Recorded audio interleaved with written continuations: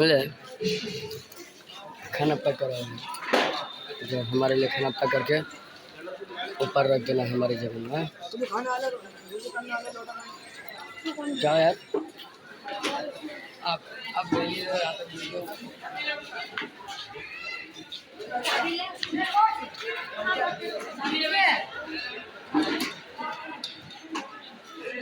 एक बच्ची 14 साल की बच्ची, उसने हिफ्ज़ कुरान पाक मुकम्मल किए हैं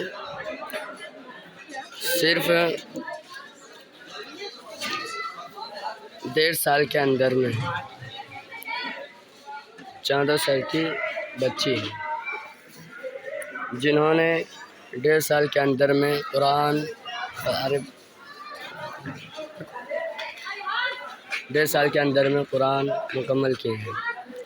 जी ये है दावत उनके अपने तरफ से उस्तादों की है सारे बच्चों के लिए, और बस्ती के लोगों के लिए भी दावत किए हैं उन्हीं के सिलसिले की वजह से।